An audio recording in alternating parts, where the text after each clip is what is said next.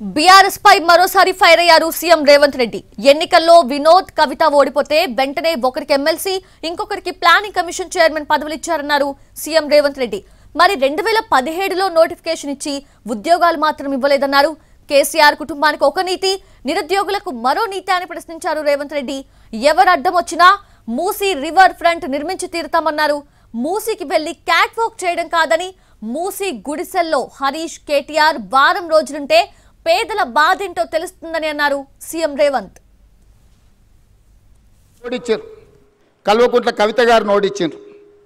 6 నెలలు తిరిగే లోపల ఒకరికి ఎమ్మెల్సీ ఇచ్చిండ్రు, ఒకరికి ప్లానింగ్ కమిషన్ వైస్ చైర్మన్ ఇచ్చిండు. వాళ్ళ కుటుంబ సభ్యులకు ఉద్యోగం పోతే ప్రజలు తిరస్కరిస్తే, ప్రజలు తిరస్కరించింది కాబట్టి పక్కన పెట్టాలన్న ఆలోచన చేయకుండా ఎంబడే వాళ్ళ కుటుంబ సభ్యులకు నియామక పత్రాలు ఇచ్చింది. కానీ 2017లో నోటిఫికేషన్ ఇచ్చిన మీ ప్రిన్సిపల్స్ని ఎందుకు నియామకం చేయలేదు? 2017లో నోటిఫికేషన్ ఇచ్చిన ఫిజికల్ ఎడ్యుకేషన్ టీచర్స్ని ఎందుకు నియామకం చేయలేదు? తన కుటుంబానికి ఒక నీతి, మన కుటుంబాలకు ఇంకొక నీతి. ఇదే ఆ కుటుంబం నీతి. ఇంతకంటే ఉదాహరణగా నేను చెప్పాల్సిన అవసరం లేదు. ప్రతివాడు ముసుగు తొడుక్కుంటాడు, కానీ ఓ సందర్భంలో ముసుగు తీస్తారు. వినోద్ కుమార్ గారిని ఓడించారు. మీ చేతుల మీద మూసీ రివర్ డెవలప్మెంట్ ఫ్రంట్ ఎవరు అడ్డం వచ్చినా నిర్మించి 55 కిలోమీటర్ల మూసీ రివర్ డెవలప్మెంట్ ఫ్రంట్ మీ చేతుల మీదుగా నిర్మించి ప్రపంచానికి ఆదర్శంగా నిలబెడతాం.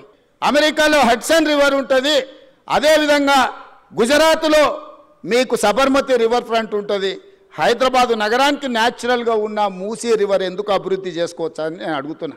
నిర్మాణ క్రమంలో మల్లన్న సాగర్లో 14 ఊర్లను ఖాళీ చేసి 60,000 ఎకరాలు మల్లన్న సాగర్లో ల్యాండ్ ఎక్వేషన్ జరగలేదా?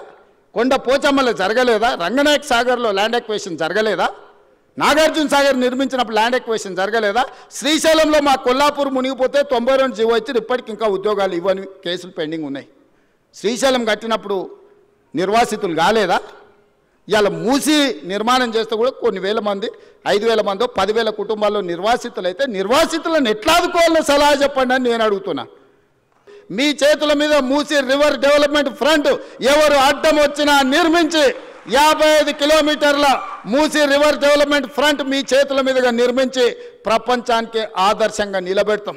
అమెరికాలో హడ్సన్ రివర్, ఆ మూసీలు ఉన్న వాళ్ళకు మంచి జీవితం ఉండొద్దా? వాళ్ళ పిల్లలు చదువుకోవద్దా? వాళ్ళు బాగుపడొద్దా? వాళ్ళందరినీ బాగు చేసే బాధ్యత ప్రభుత్వం తీసుకుందామని నేను చెప్తున్నా. మూసీలో మొత్తం 10,000 కుటుంబాలు ఉన్నాయి. 6 నెలల నుంచి ఎన్యూమరేట్ చేయించిన 33 టీంలను పెట్టి ఇల్లు పోయి ప్రతి వాళ్ళ వివరాలు సేకరించి, ప్రతి వాళ్ళ ఆధార్ కార్డు తీసుకొని, ప్రతి కుటుంబం యొక్క వివరాలు 33 టీంలు 6 నెలల నుంచి ఇల్లు పోయి తిరిగి తీసుకొచ్చినాం. ఇప్పుడు అవేర్నెస్ ప్రోగ్రాంలో గోడ మీద మార్కింగ్ చేస్తున్నాం. ఇక్కడి వరకు మూసీ రివర్ బెడ్ ఉన్నది, ఆ పైన బఫర్ జోన్ ఉన్నది. ఇక్కడి వరకు వీటిని తొలగించాల్సి వస్తే మీకు నష్టపరిహారం ఇస్తామని చెప్పి మూసీలో గుడిసెలు వేసుకున్న వాళ్ళకి డబుల్ బెడ్రూమ్ ఇల్లు ఇచ్చి ఆత్మగౌరవంతో బతకడానికి తరలిస్తున్నాం. బఫర్ జోన్లో ఉన్న వాళ్ళని ఏ విధంగా ఆదుకోవాలనో ఆలోచన చేస్తున్నాం.